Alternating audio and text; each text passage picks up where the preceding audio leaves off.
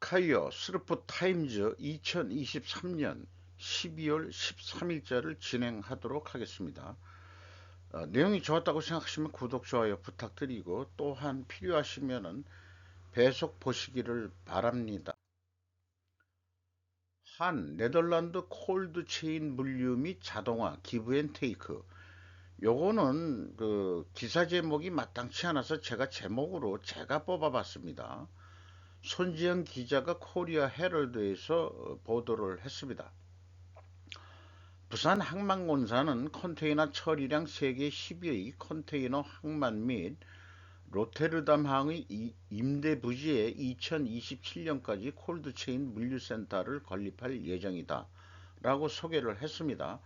부산은 항만 내 컨테이너 취급량 기준 6위를 기록하고 있고, 박춘섭 경제수석은, 대통령실의 경제수석은 브리핑에서 로테르담 항의 온도에 민감한 상품 처리량이 2030년까지 현재보다 4배 증가할 것으로 예상되는 등 로테르담이 냉장 능력 강화가 시급한 상황에 직면해 있다고 말했습니다. 게다가 한국이 건설한 새로운 냉동 저장 시설은 한국의 식품 수출이 성장과 관련된 기업들의 비용 절감에 기여할 것이다.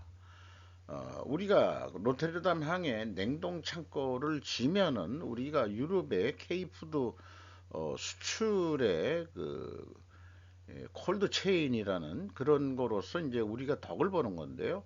뭔가 우리는 또 내어줘야 될 게 있습니다.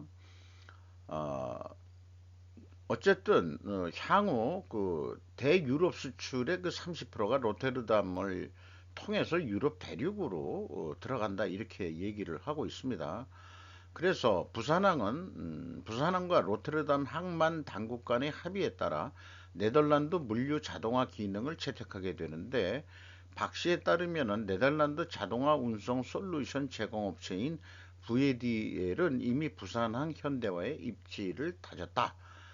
그렇게 왜 네덜란드가 그 부도 그 컨테이너 자동 물류 그뭐 이런 그 현대화에 먼저 그렇게 갔겠냐 하면은 네덜란드가 그 중개무역으로 그 돈을 버는 그런 현재 나라의 성격이 되기 때문에 네덜란드는 중개무역의 강자. 그러나 이게 부작용이 있는 게 마약 제재가 약한 네덜란드가 중개 공급지가 되어버렸다는 게 좀 현재로서는 문제로 보입니다. 이번 그 윤 대통령의 네덜란드 국빈 방문에 뭐 반도체 이런 게 있지만은 그 배경 그 뒤에 또 그 우리가 그 물류 그런 거 반도체 하나만 가져가서 국빈 방문하기엔 좀 조금 건수가 좀 떨어지지 않느냐. 이미 그 이 삼성전자나 이런 쪽에서 AS 거기를 그 방문해가지고 어느 정도 그 성사가 된 거를 그냥 생색내는 그런 거 아닌가 하는 자꾸 그런 생각이 들었는데, 요런 거는 아니죠. 요런 거는 그래서 어쨌든 뭐 영국에서 국빈 황령식보다는 좀 뭐 이 좀 간소합니다만은 의장대 사회라는 모습을 좀 보여줬고요. 그 다음에 뭐 이 오찬도 같이 했다 이런 얘기를 했고, 사진에는 그 이 막시마 왕비 뭐 이런 뭐 이번에는 뭐 김건희 여사 뭐 이런 얼굴들이 잘 안 찍혔어요. 여기 하나 딱 찍힌 장면은 그 전쟁 기념비에 그 헌화하는 이런 거 하나 되어 있습니다. 그래서 이 국빈 방문 이 환영식을 마치고 ASML과 삼성 SK 하이닉스 간 투자 협력, 김문관 기자가 조선비지에서 보도했는데, ASML과 삼성은 향후 1조 원을 투자해 반도체 연구개발센터를 한국에 건설하고 이미 나와 있던 거를 재탕하는 겁니다. 이거는 이런 거 가지고 또 네덜란드까지 가고 그러는 걸 약간 좀 이게 이좀 비판적인 눈길이 보일 수도 있어요. 이 정도면은. SK 하이닉스는 생산 과정에서 전력 소비를 획기적으로 줄이는 수소 차원 친환경 공정을 함께 개발하기로 했다고 언급을 했습니다. 그리고 또 내년 2월에는 그 인재 개발을 위해서 ASML이 주도로 그 한 네덜란드 대학원생 엔지니어 하는 첨단 반도체 아카데미가 개설된다는 거, 이런 거는 아주 중요한 거죠. 왜 그러냐? 대만 그 TSMC가 그 구마모토에 그 이 뭐 반도체 공장지면서 여러 그 부대 사업들이 일어나고 있는데, 인재 육성을 위해서 학교까지 학과를 만들고 또 인재 양성을 한다, 이런 거니까 이런 것까지 이제 덧붙여서 얘기가 나오고 있는 것입니다. 자, 국왕이 뭐할 일이 없었는지 계속 같이 참석을 하고 있어요. 이분이신 것 같은데, 이재용 씨는 은근히 미소를 짓고 있는 것 같은데, 최태원 회장은 영 뭐 얼굴이 떡떠름한 얼굴이에요. 좀 들러리 선 것 같은 기분, 그런 거를 좀 느끼고 있습니다. 음.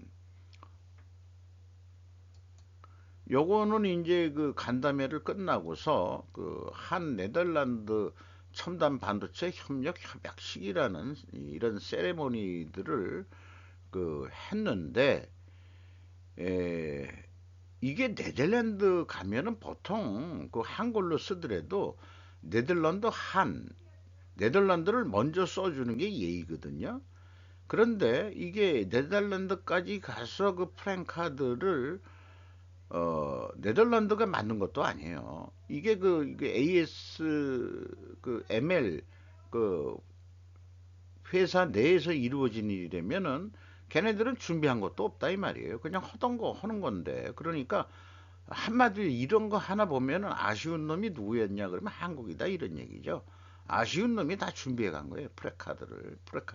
플래카드를. 그러니까 이런 식으로 써지. 그거 고정관념이거든. 네덜란드까지 가서 한다면 네덜란드를 먼저 써주는 게 예의죠. 저는 그렇게 생각합니다. 그래서 이번 네덜란드 방문은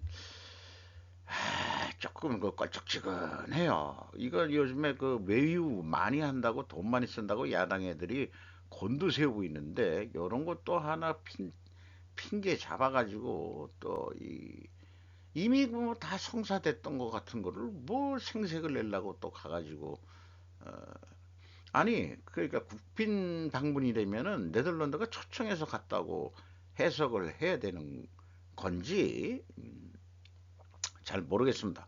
여기에 뭐 네덜란드 그 저기 행정부 사람들 얘기는 하나도 안 나와요. 국왕이 그냥 같이 다니고 있습니다. 네덜란드 행정부에는 별무신통인 것 같은, 아까 그래서 내가 그 저기 뉴스 중에서 뭔가 다른 게 없지 않까 했는데, 컨테이너 그 냉동창고 짓는 거, 이런 거, 그런 거라도 그 행정부 강요나 뭐 거기가 총리겠죠? 총리인지 그잘 모르겠습니다만은 별로 이동이 없는 것 같습니다. 자, 이게 글씨가 좀 이상하죠? 우크라이나가 마침내 사용하고 있는 멋진 아처 포병 시스템. 아처가 뭐 궁수라는 뜻 같기도 하는데, 좌우간 이렇게 이 대포를 쏘는데 기동식으로 해가지고 어, 뭘 여기 잃어보면은 몇 발 쏘고서 옮기고서 하기 때문에 공격이 타켓이 잘 안 되고 있고, 여기 스웨덴 젠데 볼보 차에다가 개조를 해가지고 어, 이그 말하자면 포를 쏘는데 대단한 기동력이 있다. 이게 그 탱크보다도 더 기동력이 있을 것 같은, 그리고 멀리 장거리까지 이제 또 쏠 수 있는 거죠. 이런 것들이 이제 그 우크라이나에 좀 쓰기 시작했다, 이런 얘기인데, 요 글을 쓴 사람은 육군 저널리스트이자 제82 공수사단이 낙하산 부대원이었다. 이 기사를 쓴 사람이 이렇게 돼 있습니다. 그래서 이것이 꼭 스웨덴만 만드는 거냐 그랬더니 이 뒤 배경 사진은 영국 겁니다. 영국 것도 거의 유사하게 이렇게 기동력 있게 이런 그 대포는 처음 봤어요. 뭐 옛날 그 보면은 뭐 구루마 같은 데다가 얹어 놓고서 이제 차가 그 이 뒤를 끌고 다니고 뭐 그 정도였는데 아예 차하고 같이 이동하면서 기동력 있게 이렇게 공격할 수 있는 그 트럭 하면은 이제 이 스웨덴 볼보 트럭 그게 유명한 거죠. 이런 게 됐습니다. 근데 다만 여기에 그 기사 중에선 아무리 그렇다 하더라도 포탄 부족이 해결되지는 않았습니다. 참 현재 이것도 155mm 그 포탄 방사포 방사포라고 그러는데 자 우리나라가 포탄을 좀 팔아 먹어야 되지 않겠냐 생각을 하고 있습니다. 3분기 국내 기업 매출 5% 줄어 영업이익률도 0.8포인트 하락. 요게 이제 그 한국은행이 발표한 건데 이제 피부로 느끼고 계산하는 거에는 이미 뭐 샘플 랜덤 샘플이지만은 한국은행은 이제 전체 계산을 다 해봤겠죠. 차관 제가 얘기한 대로 한국은 지금 터널 경제를 향하 가고 있다. 이렇게 진단을 하는 거가 맞는 것 같습니다. 구마모도는 아까 뭐 구두로 얘기했지만은 공항 주변의 기업 활동을 100% 재생에너지로 지역 정비를 통해 기업 유치를 촉진한다. 요게 그 구마모도 현민 테레비라고 되어 있네요. 자관 구마모도가 TSMC가 들어가면서 크게 경제가 활성화되는 그런 거가 보여주는 뉴스들이 계속 뜨고 있습니다. 한국 천명당 근로 손실 일수 독일의 6배, 노동 생산성 60% 수준. 한국에서 파업 등 노동쟁의로 발생하는 노동 손실 일수가 독일의 6배 이상인 것으로 나타났다. 노동 생산성은 독일이 60% 수준에 그쳤다. 지금 뭐 여기 영국 언론 같은 데서는 독일이 제2의 그 유럽의 병자가 돼가고 있는 거 아니냐 이렇게까지 지금 독일 경제가 안 좋은데 이런 또 한국노동연구원이 그 연구한 거는 그렇게 안 좋은 독일 경제하고도 비교하더라도 우리가 생산성이 독일의 60% 수준이다. 이것은 문제가 있는 거죠.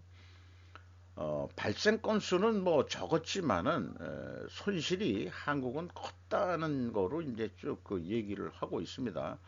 문제는 한국의 노동 생산성이 여전히 세계적으로 낮은 수준이다. 이거를 지목을 하고 있어요.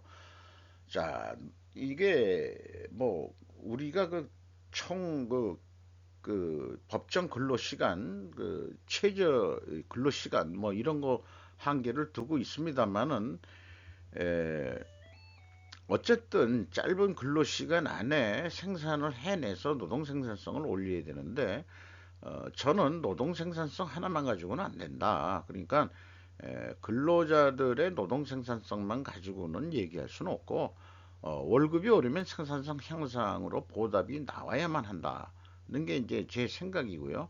우리나라가 뭐 일본보다 임금 수준이 좀 더 올랐다는데 일본하고 비교했을 때 노동 생산성이 어떻게 되는지 일본하고도 좀 비교를 해보지 그랬어. 한국노동연구원은 굳이 뭐 독일을 비교를 하고 있어. 독일하고 일본은 경제 수준이 비슷하다고 얘기를 하지만 일본보다 좀 한 수 아래죠, 독일이.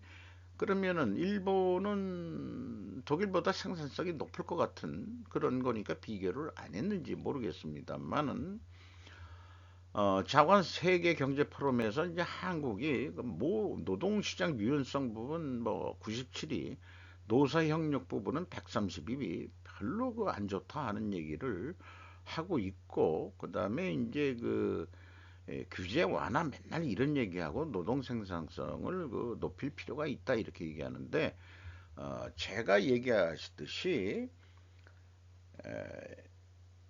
그런 거 생산량에 대한 거로만 가서 노동 생산성을 따지면 안 되고 티 나누기 오히려 그렇게 이제 그 전체적으로 같은 시각으로 접근해야 되지 않겠냐. 그러니까 스루풋을 올리는 거로 그것이 생산성의 개념을 그래서 제가 티 나누기 오이 생산성이라고 이름을 붙이고 있는 겁니다. 이런 식으로 접근을 해야 될 거라고 저는 믿습니다. 또다시 무질서하게 증가하는 이민 문제로 유럽 정치가 엉망진창이다. 콜린 조이스 뉴스위크 일본판에서 보도를 했습니다. 브렉시트 이후 오히려 이민이 증가한 영국뿐만 아니라 유럽 각국에서 이민 문제는 심각해지고 있다. 공식 통계 수정 때문에 정권이 정복될 가능성이 있다고 보기 어렵다. 하지만 영국에서는 2020년 순이민자 수, 입국한 이민에서 출국사를 뺀 인원이 사실 74만 5천 명에 달했다는 최근 발표 때문에 죽일 것인가 살해당할 것인가라는 말이 심상케 돌게 됐다. 순학 정권은 이미 암초에 걸려 있다. 만약 그 이민수를 감소시키는데 실패한다면 유권자들이 다음 선거에서 그를 몰아낼 것이 뻔하다. 콜린 조이스 본지 컬럼니스트. 여기 그래서 이름을 이렇게 가져왔어요. 역대 정권은 이민 억제 공약을 지키지 못했다. 한 사람도. 그것이 요즘에 국민의 분노를 일으킨다. 이렇게 이제 얘기를 하고 있어요. 그런데 사실 유럽이 이 허드렛이라는 그 3대 1 같은 데서 일할 사람이 없기 때문에 외국인들이 들어오는 거에 대해서 어느 정도 다 그 허용을 하고 있었죠. 여기 보면은 국민보건소 서비스에서 의사부터 간호사, 기술자, 스태프에 이르기까지 다수의 이민 노동자에게 의존하고 있음을 국민은 또 잘 알고 있는데 왜 이민 문제가 일어나느냐? 5만 명 이상의 난민 신청자들이 절차를 기다리는 동안 공비로 호텔에 머물고 있다는 사실에 사람들은 의구심을 가질 것이다. 이런 표현도 하고 있습니다. 그래서 제가 그 해석할 때는 유럽도 경제 성장이 잘 되고 인플레이션 상황이면은 이민에 들어오는 거라서 일자리도 계속 있고 하니까 반감이 없었지만 지금 유럽이 자기네들도 지금 참 경제가 힘들잖아요. 그러면은 자국민이 우선은 살기가 깝깝한데 지금 그 난민하고 이민하고 지금 혼용이 돼서 그 중동이라든지 딴 나라들이 못 사니까 반감이 생긴다고 보입니다. 그게 막 들어오니까. 주로 이 트루코인들이 또 많이 갔었죠. 터키에 사람들이 들어가고 막 받아들였죠. 독일도 많이 받아들이고 우리나라는 이제 옛날에 이 광부하고 이 간호사들이 처음 그 인력 수출을 했었죠. 그리고 이제 계약이 끝나서 돌아온 게 아니고 거기에서 이제 남아서 정주한 사람들이 이제 거기 이제 이민이 된 그런 형태가 되겠습니다만은 제 생각에는 이것이 이 난민 문제, 이민 문제 이런 것들은 결국은 유럽의 경제 상황이 안 좋기 때문에 이런 일이 발생하는 거 아닌가 이런 생각이 들어갑니다. 그래서 한국은 이민청을 법무부 한동훈 장관이 만들겠다고 해서 유럽을 갔다 왔는데 견학을 갔다 왔는데 어쨌든 이민청 조속 설치해서 선별을 잘 해야 될 거라고 생각을 합니다. 여기에서 또 네덜란드도 나오는데요. 이번에 네덜란드 같지만은 어저께 뉴스가도 하지만은 현재 전부 다 이 유럽이 이 복지 정책을 해서 사회주의 성격의 그 정당들이 집권을 많이 잡았었죠. 그런데 지금 거의 다 바뀌고 있다. 보수 극우 정당 쪽으로 대부분 유럽들이 지금 그렇게 변하고 있기 때문에 한국 경제 나쁘다고 해서 그러면 그게 야당 좌파 애들이 정권을 잡을 수 있는 것은 다시 좋은 기회냐? 저는 아니라고 봐요. 이거 흐름이 중요하다고 봅니다. 유럽이 극우화돼 가고 있어요. 우리는 극우까지는 아니더라도 다시는이 아니고 뭐 견제가 필요하긴 한 겁니다만은 계속해서 우리나라 청소는 좀 우파가 좀 득세를 해야 되지 않을까 저는 그렇게 생각합니다. 그래야 뭔가 이 서로 외국 우리 경제 이 지금 그 디플레이션 경제 에, 풀어나려면 결국 우리나라는 수출해야 먹고 살기 때문에 중국 의존 독고를 유럽이나 그다음에 미국 이런 쪽으로 수출 다변화를 빨리 이루어 가지고 해야 되기 때문에 그 호흡이 맞아야 되잖아요. 그럼 유럽이 다 극우 정당 쪽으로 바뀌었는데 그럼 한국만 좌파 정권이 해가지고 그게 대화가 돼 먹겠느냐? 중국하고 다시 짜옹하고 그렇게 하려고 그러겠지. 그건 아니다 이 말이에요. 자, 이탈리아도 메로니 총리가 아주 극우죠. 파시즘 같은 에, 그런 성격의 정당이라고 하는데 아일랜드에서도 이례적인 폭동이 일어났다. 이렇게 얘기하고 있습니다. 수도 더블린에서 아일랜드 공화국 100년 역사상 최대 규모의 경찰이 더 출동해야만 했었다. 이렇게 되는데 자관 이민의 대량 유입은 경제적 이익으로도 이어지지만 그 왜곡을 받는 것은 사회 하층에 있는 사람들에게 현저하게 치우쳐 있다. 이것이 인종차별주의자라고 일축할 수는 없다. 이들을 무시하고 비방하는 것은 안정과 질서를 불어올 정도로 견지해온 나라조차 더 많은 사람들을 정치적 과격주의로 몰아가는 것처럼 보인다라고 소개를 하고 있습니다. 그러니까 제가 앞장에서 얘기했듯이 경제가 제대로 안 돌아가면은 이런 일이 발생한다. 그런 얘기가 되겠어요. 또 자국민 하층들이 거꾸로 인종차별을 하게 되고 왜 자기네들의 일자리를 또 뺏는 거 아니냐 이런 식으로도 얘기가 되기 때문에 더 문제가 일어난다고 볼 수 있을 것 같습니다. 어쨌든 한국 이민청을 설치해서 잘 선별해가지고 또 난민 문제도 잘 해결돼야 될 거라고 생각합니다. 일자리 없는 그 아일랜드 더블린 청년들이 경찰차에 폭동을 일으키는 그런 사진이 찍혔습니다. 상황이 요즘 이렇게 돌아가고 있네요. 그래서 우리나라 유경민 기자가 세계일보에서 난민 심사 강화한다. 안보위에 우려자 거른다.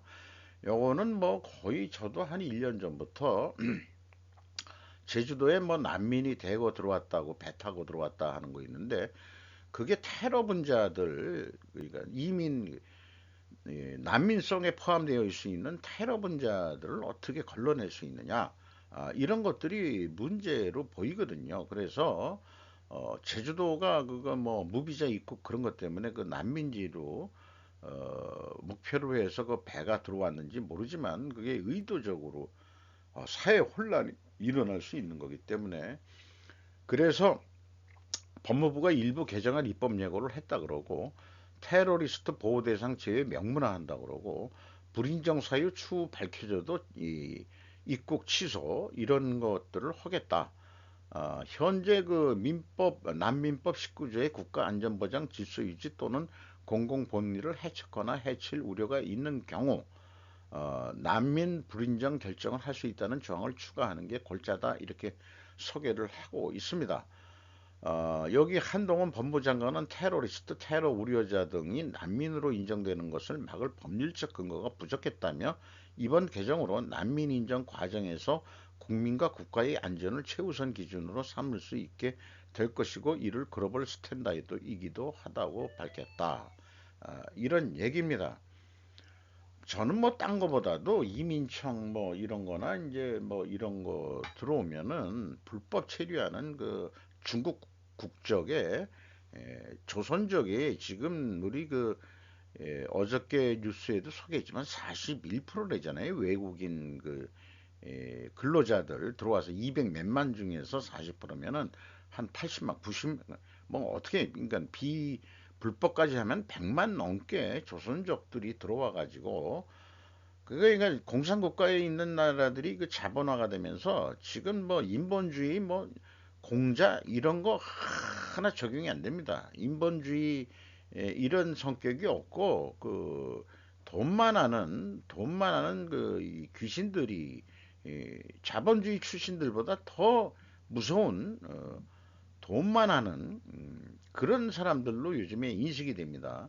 슬슬 조선족에 대한 과거의 우리하고 피가 같았지만은 현실적으로는 지금 중국 국적인들이에요. 이 돈만 아는 이런 사람들, 한국말 한다고, 이북말 비슷하죠. 그, 저기, 조선족 자치주에 살았던 사람이나 또 각지에 있는 조선족들. 물론 그 공부도 잘해서 제가 개인적으로 알고 있는 북경대학 그 교수까지 진출한 우리 조선족들, 이런 사람들도 있지만은 대부분 못 사니까 한국으로 많이 들어와서 사는데, 이제 거부감이 일어나고 또 범죄도시라는 이 영화가 왜 나왔겠느냐, 이런 생각을 한다고 그러면은 이게 고려해야 될 바가 많고, 우리나라도 지금 혐오 이민이 지금 그런 감정이 그 하층 못 사는 사람들 속에서도 확산이 될 것 같다 하는 조짐이 보이고 있습니다. 그러니까 선별해서 잘 받아들여야 된다. 이렇게 생각을 합니다.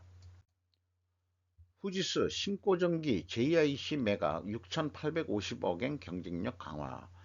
후지스라는 게 원래 제가 알고 이래도 대형 컴퓨터 회사로 알고 있었는데 요즘 이름이 많이 쭈그러들었죠.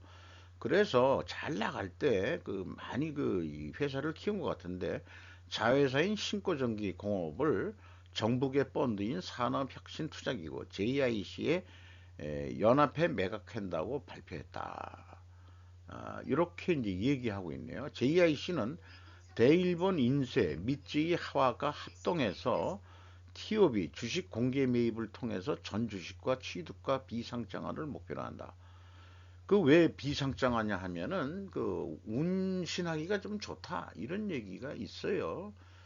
신고정리는 나가노시에 본사를 두고 있고, 반도체 기판, PCB 판을 얘기하는 것 같은데, 프린트 서킷 보드, 이거를 얘기하는 것 같은데, 3월기 연결 매상고가 2,863억엔, 후지스가 주식의 50%를 보유하고 있다. 그리고 나중에 그 비상장화에 의해 기동 경영에 확보하고, 어, 그 다음에 이 신고전기가 JIC에서 돈을 받아가지고 다시 후지스의 그 자본을 일부 취득하는 식으로 뭔가 이렇게 가고 있다는데, 읽어보죠. 후지스는 고객의 과제 해결을 지원하는 서비스를 주축으로 하는 사업 구조로 전환한다. 그러니까 기본적으로 이 소프트웨어 쪽으로 좀 매진하겠다. 하드웨어 자회사들은 좀 많이 이제 처분을 하고, 신고 전기 외 공적이 대기업의 후지스 제너럴이나 건전지 등의 소재를 제조하는 PDK를 매각할 방식을 나타내고 있다라고도 그 소개를 하고 있습니다.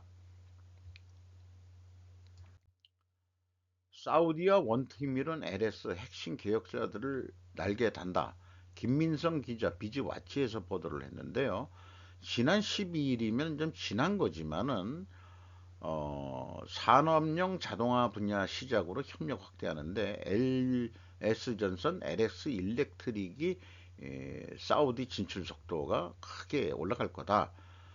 그래서 LG그룹 회장, 그 구자원 LS그룹, LS그룹이죠. 이 사우디의 이 반다르 이브라힘 알코라이에프 사우디 아라비아 산업광물부 장관과 술탄 알 사우드 산업개발기금 만나 사우디 아라비아가 추진 중인 사우디 비전 2030과 LS그룹이 비전 2030의 공동 달성을 위한 협력 방안을 논의했다. 그래가지고 이 초청을 한 것 같아요. 지난달 12일 날 그래 협약식을 가졌다. 그러니까 사우디 왕세자가 한국에도 왔지만은 다 그때 재벌 총수들이 롯데호텔에 가서 아련을 했죠. 내가 돈을 한국에 많이 쓸 거니까 그렇게들 하시고 잘 좀 협조해 주세요. 그렇게 하고 갔죠. 그것들이 이제 하나하나 이루어지는 것 같습니다. 전력 인프라, 2차 전지 소재, 전기차 충전 솔루션, 친환경 에너지 사업을 적극 추진 중이다. LS 일렉트릭 전력 개폐 장치 변압기 등 LS 전선, LS 일렉트릭 이제 강전 기구를 만드는 데죠. 그리고 그 사우디 자체는 아시아와 아프리카, 유럽 등 각 대륙을 연결하는 글로벌 무역 허브로 도약하는데 해저 케이블을 그 인도까지 깔고 그 다음에 그 또 유럽까지 깐다는 사우디의 그 원대한 야망이 있는 것 같아요. 나중에 석유가 고갈될 거를 생각해서 사우디아라비아가 돈 있을 때 미래 생존을 위해서 지금 적극적으로 투자하는데 한국을 주요 파트너로서 생각하고 있는 것 같습니다. 좋은 일인 것 같아요. 자, 요거는 동해시에 있는 LS 전선 해저 케이블 만드는데 이렇게 높은 무슨 어떤 이 공간이 필요한 모양입니다. 그 공정은 제가 잘 모르겠습니다만 이 동해에도 뭐 이렇게 그 공기 맑고 바닷물 맑은 이런 쪽에 이 전선회사는 굴뚝 공장이 아니죠. 그러니까 동해시에서도 충분히 이렇게 이제 그 동해시 쪽에서도 그 동해안 쪽에도 공장들이 좀 많이 있었으면 좋겠어요. 그리고 동서고속도로도 지금 교통이 괜찮은 거로 되어 있죠. 많이들 우리나라 조금 LH 그거는 아주 문제점이 있지만 한국 도로공사만큼은 아주 잘하는 것 같아요. 터널도 잘 뚫고 고속도로도 잘 놓고 한국도로공사는 한번 칭찬해 줄 만한 것 같습니다. 한국 경제의 동맥을 만들고 있는 그런 데니까 고속도로 또 잘 유지해 줘야 되고 한국도로공사는 공기업으로서 잘 유지가 돼야 될 것 같습니다. 우리나라도 젊은 세대를 위한 주거복지 필요성이 커지고 있다. 데이트 저스트라고 신혼부부 위한 일본의 공짜집, 인구 소멸 위기에 처한 일본 지방 도시의 파격적인 주택 정책.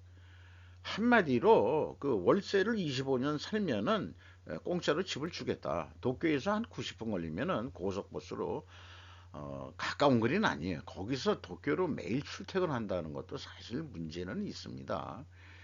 전철은 안 들어간다고 그러네요. 그래서 그것이 시가의 맛짓인데 무상주택은 낡고 허름한 빈집이 아니라 단독주택을 그렇게 살게 한다는 거예요. 그게 뭐 완전 어린애가 아니고 18세 미만의 자녀를 키우면은 그걸 그냥 그 공짜로 들어와서 살고 월세만 낸다면 되는 거죠. 소득이 15만 8천엔, 일본의 그 최저임금 정도 받는 수준이면은 입주할 능력이 된다. 월세를 날 능력이 된다. 이런 얘기를 하는 거겠죠. 그래서 25년 후에는 자기 집이 된다. 이런 얘기인데 이게 25년 동안 월세 받으면 집값이 되는 모양이에요. 그러니까 결국 집을 25년 동안 월세를 낸다고 그러지만 사실은 집값을 계속 내고 공짜로 산다고 보면은 그것도 뭐 맞는 얘기가 되겠죠. 월세가 5만 8천엔. 만약 15만 원짜리면은 3분의 1이 날라가요. 월세로. 그러니까 10만 원 가지고 어떻게 살죠? 한 달을. 애가 한 둘이 있다 그러면은. 자, 참 깝깝한 얘기예요. 적어도 일본이 최하 20만 엔은 받아야 그 어디 조사에 의하면은 그 외국 근로자들의 임금 수준도 뭐 이 15만 엔에서 아니 뭐 20만 엔까지 그 사이로 왔다 갔다로 해서 외국인 근로자들도 일본의 최저 임금 수준 이상으로 받고 있다는 얘기가 있는데 그 인력들이 한국으로 다 온다고 어저께 또 소개가 됐죠. 그런 것들은 우리가 지금 뭐 이 월급 많이 줘도 지방에서 허드렛 일을 하면서 힘든 일, 3대 일 하면서 살 수는 없다. 그런 얘기를 하는 거거든요. 그래서 오래간만에 이 서울 쪽 사진을 인용이 되어 있는데 서울에 이런 데가 어디 있지? 가만 보니까 이게 하남시 검단산에서 바라보면은 이게 보일 것 같아요. 이게 그 조정 경기장 아니에요. 하남에 있는. 그러니까 여기 찍힌 거는 하남시 아파트들인 것 같습니다. 이 하남시도 뭐 서울하고 구분이 안 돼요. 여기가 이제 그러면은 강일동 지역 정도 될 것 같습니다. 강일동. 요런 게 되는데 멀리 이제 뭐 북한산까지 이렇게 보이고 이렇게 되는데 이 건너편이 여기 이제 약간 흐름이 있는 게 이제 한강인 것 같죠.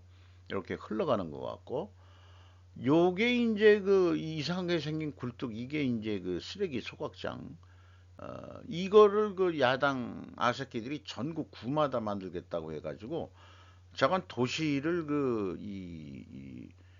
그 폐가스가 나오게 해서 이 국민 건강을 100%다 그 조지려는 뭐 한국을 망해 먹으려는 그런 일들을 벌이고 있죠. 소각장은 이 사람들아 그 저기 그 강원도 그 시멘트 공장에다가 폐 쓰레기 이런 거 가서 태우게 해야지. 소각장 시설 충분한데도 또 짓자고 하는 거 그거 지금 음모론이 아니고 뭔가 나쁜 저희가 있다. 그러니까 앉아서 일 안 하고 이렇게 그 돈 벌 수 있는 그런 것들을 만들려는 그 저희가 있다 하는데 요 하남시는 그래도 지긴 졌어요. 여기에서 이제 그 소각이 돼가지고 연기가 뭐 나가는지 아니면 공원화까지 해가지고 엄청 돈을 많이 들였는데 에, 모르겠습니다. 잘 운영이 되는지. 여기 올라가면 전망대도 있다 그러는데 그 굴뚝을 통해 가지고 뭐 전망대까지 어떻게 만들어 가지고 친환경적인 어쩌고 저쩌고 하는데 음, 그 소각로 그 시설하는 그 기술 업체도 말하자면은 그 지명식으로 돼 있어 가지고 정부 조달청 무슨 경쟁 입찰 이런 게 아니고 아예 그냥 지명 입찰식으로 해가지고 키우려는 한국종합기술인가 뭔가 그런 게 있다고 그러는데 그 소각로 기술도 그렇게 좋은 게 아니라고 그렇게 되어 있습니다. 거기까지 요 사진을 보니까 요 소각로를 보니까 또 생각이 나네요. 어쨌든 이런 것들이 공공임대주택이라면 얼마나 좋겠습니까? 공공임대주택으로 싸게 해가지고 네덜란드 암스테르담이 70%가 공공임대주택이라는데 아주 싸게 산다고 하는데 예, 잠깐 그런 뉴스도 있었죠. 마에스트라 뭔가 드라마가 시작한 모양인데 제가 좋아하는 우리 이영애 언니가 나이가 먹어도 뭐 이렇게 피부가 고운지 연예인들은 다 그럴지도 모르겠습니다만 아주 그 날카로운 여자 역을 맡아가지고 지휘자 역을 맡아가지고 하는데 의미 있는 얘기들이 있습니다. 반발이 있다는 건 개혁이 올바른 방향으로 향하고 있다는 뜻이다. 요즘 우리 정치하고 비유를 해보면 될 것 같습니다. 기업하고도 비유를 해보면 되죠. 악장의 실력은 곧 오케스트라의 중심이다. 아무것도 없는데 수를 써서 원하는 걸 얻는다? 그럼 그에게 알려달라고 해야지. 이건 정신교육할 때 하는 얘기고, 착한 척, 순진한 척 그만해. 욕심 있고 도끼 있고 야망 있는 악장이 스스로 되라. 라고 이영애가 젊은 새 악장한테 얘기하고 있습니다. 하지만, 우리 여기에는 그 이름이 뭐라고 돼 있는데, 이영애 언니가 전 악장이 자기 선배이기도 하는데 그 집을 찾아가서 젊은 여악장이 제대로 악장 역할을 할 수 있게 도와달라. 그래서 그런 줄거리까지 나옵니다. 그래서 악장이라는 게 무슨 역할을 하는 거냐 그랬더니 지휘자와 단원들 사이에 그렇게 잘 연결해 줘야 되거든. 그래서 이런 얘기를 하고 있는 것 같아요. 그게 이런 드라마를 보면서 저는 기업 출신이다 보니까 기업과 자꾸 비교를 하게 됩니다. 그리고 기업에 있어서도 여기서 이제 그 새 젊은 악장한테 용기를 갖고 그걸 스스로 해야 악장 자리가 본인께 되는 거야 하고 다구치는 모습이 나옵니다. 얼굴이 성형수술했나? 좀 살을 뺐나? 잘 모르겠어요. 뭐 그렇게 저건 그래서 우리는 오케스트라를 조직 경영에 비유하기도 했다. 기업으로 치면 악장은 행동대장일 것 같아요. 지휘자가 CEO라고 그러면은 지휘자가 CEO라고 그러면은 그렇다면 참모는 오케스트라에서 참모는 누가 역할하는 거지?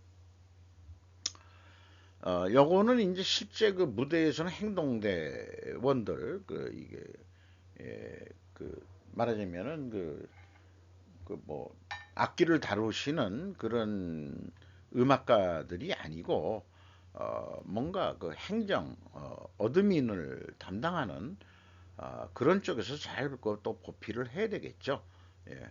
그런 게 참모 역할은 아마 그 일반 관리직 이게서 어, 오케스트라를 또 집안 살림을 또 잘해줘야 되니까 음, 그런 거가 또 중요하다고 생각을 합니다. 그러니까 오케스트라 공연 뭐 이런 등등도 그 흥행을 해야 되니까 영업 마케팅도 해야 되고 뭐 이런 것들을 하는 게 이제 또 하나는 뭐 현업부서는 아니지만은 또그 참모 역할로 그렇게 비유를 해볼 수 있지 않을까 생각합니다.